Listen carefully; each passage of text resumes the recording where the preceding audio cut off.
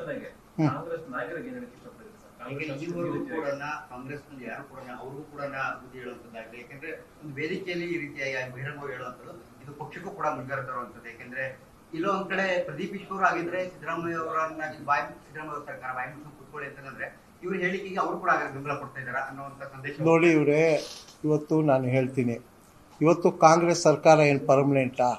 12 ವರ್ಷಕ್ಕೆ ಭಾರತೀಯ ಜನತಾ ಪಾರ್ಟಿ ಸರ್ಕಾರ ಬರುತ್ತೆ. ಸರ್ಕಾರಗಳು ಬರ್ತವೆ ಹೋಗ್ತವೆ, ಆದರೆ ಈ ಥರದ ಜಯಂತಿಗಳು ಪಕ್ಷಾತೀತವಾಗಿ ಮಾಡಬೇಕು. ಯಾಕೆ ಅಂತ ಹೇಳಿದ್ರೆ ಕಾಲಜ್ಞಾನಿ ಅವ್ರದ್ದು ಏನಿದೆ ಇವತ್ತಿನ ಯುವಕರಿಗೆ ಪರಿಚಯ ಆಗಬೇಕು. ಇಡೀ ರಾಜ್ಯದಲ್ಲಿ ಬರೀ ಬಲಿಜ ಸಮುದಾಯ ಅಲ್ಲ, ಎಲ್ಲ ಸಮುದಾಯಕ್ಕೂ, ರಾಜ್ಯದ ಜನಕ್ಕೆ, ಅದರಲ್ಲೂ ಅಕ್ಕಪಕ್ಕ ರಾಜ್ಯಗಳು ಕೂಡ ಎಲ್ಲಿ ಸಮುದಾಯ ಇದೆ ಆ ಥರದ್ದು ಅವರ ಬಗೆಯ ಒಂದು ಹೆಚ್ಚಿನ ಪುಸ್ತಕಗಳು, ಹೆಚ್ಚಿನ ಒಂದು ವಿವರಗಳು ತಲುಪಬೇಕು ಅನ್ನೋದು ನಮ್ಮ ಗುರಿ. ಆದರೆ ಕಾಂಗ್ರೆಸ್ ನಾಯಕರದ್ದು ಏನಿದೆಯೋ ಗೊತ್ತಿಲ್ಲ. ಕಾಂಗ್ರೆಸ್ ನಾಯಕರು ಯಾವತ್ತೂ ಕೂಡ ಬಲಿಜ ಸಮುದಾಯವನ್ನು ಕಡೆಗಣಿಸಿದ್ದಾರೆ. ನಿನ್ನೆ ಕೂಡ ಈ ಶಾಸಕ ಕೂಡ ಅದೇ ಕೆಲಸವನ್ನು ಮಾಡಿ ಹೊರಗಡೆ ಹೋಗಿದ್ದಾರೆ.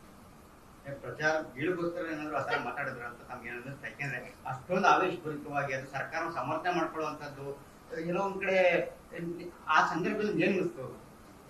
ಅಷ್ಟು ಮಟ್ಟಿಗೆ ಆವೇಶವಾಗಿ ಮಾತಾಡೋದು, ಬಾಯಿ ಮುಚ್ಚಿನ ಕೂತ್ಕೊಳ್ಳಿ ಸಿದ್ದರಾಮಯ್ಯ ಸರ್ಕಾರ ಅನ್ನೋಂಥದ್ದು, ಈ ಸರ್ಕಾರವನ್ನೇ ಸಮರ್ಥನೆ ಮಾಡ್ಕೊಳ್ಳುವಂತ ರೀತಿಯಲ್ಲಿ ಹೋಗುವಂಥದ್ದು ಒಂದು ನನಗನ್ಸುತ್ತೆ, ಒಂದು ಫ್ರಸ್ಟ್ರೇಷನ್ ಅನ್ನಿಸ್ತದೆ. ಯಾಕೆ ಅಂತ ಹೇಳಿದ್ರೆ ಸಮುದಾಯಕ್ಕೇನು ಕೊಡುಗೆ ಕೊಟ್ಟಿಲ್ಲ ಕಾಂಗ್ರೆಸ್ಸು.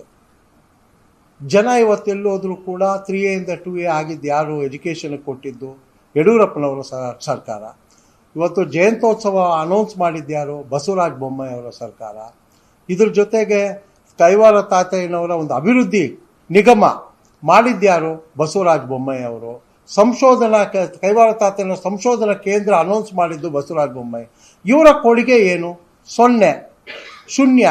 ಖಂಡಿತವಾಗ್ಲೂ ಕೂಡ ಅವ್ರ ಫ್ರಸ್ಟ್ರೇಷನ್ ಇದೆ. ಆ ಫ್ರಸ್ಟ್ರೇಷನ್ ಅನ್ನು ಈ ರೀತಿ ಬಿಟ್ಟಿದ್ದು ಇವತ್ತು ಸಮುದಾಯ ಜನರಿಗೆ ಬಹಳ ನೋವು ತಂದಿದೆ. ಪ್ರದೀಪ್ ಈಶ್ವರ್ ಅವರ ಮಾತು ಮತ್ತು ನಡವಳಿಕೆ ನೋಡಿದೆ ಸರ್, ತುಂಬಾ ಇದೇನು ಹೊಸದಲ್ಲ. ಹಿಂದೆ ಅವರ ಅಪೋಸಿಟ್ ಸುಧಾಕರ್ ಕೂಡ ಇದೇ ರೀತಿ ಮಾತಾಡಿದ್ರು, ಮತ್ತೆ ಅಶೋಕ್ ಅವರು ಕೂಡ ಅಸೆಂಬ್ಲಿ ಕೂಡ ಮಾತಾಡಿದ್ರು. ಈಗ ಈ ಬಿದ್ದಾಗ ಕಾರ್ಯಕರ್ತರಿಗೆ ಧಮಕಿ ಹಾಕಿದ್ದಾರೆ. ಅವ್ರ ನಡವಳಿಕೆ ನೋಡಿದಾಗ ನಿಮ್ಗೆ ಏನ್ ಅನ್ಸುತ್ತೆ? ಅವರು ಸರಿಪಡಿಸ್ಕೊಳ್ಳೋದು ಒಳ್ಳೆಯದು ಅನಿಸುತ್ತೆ. ಅವರ ಒಂದು ಅವ್ರಿಗೆ ಒಳ್ಳೇದು ಅನಿಸುತ್ತೆ. ನಾನು ಅಷ್ಟೇ ಹೇಳೋಕ್ಕಾಗುತ್ತೆ, ಯಾಕೆಂದ್ರೆ ನನಗೆ ಫಸ್ಟ್ ಎಕ್ಸ್ಪೀರಿಯನ್ಸು.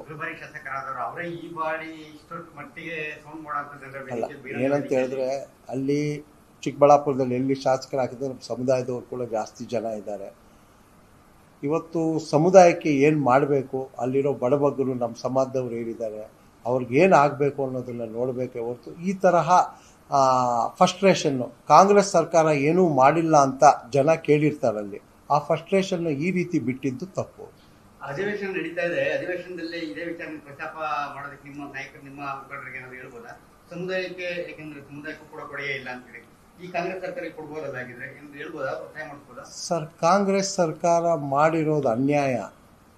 ಇವತ್ತಿನವರೆಗೂ ಕೂಡ ಆ ಪಕ್ಷದ ಯಾವುದೇ ನಾಯಕರಾಗಲಿ ಚೇಂಜ್ ತರಲಿಕ್ಕಾಗಿಲ್ಲ.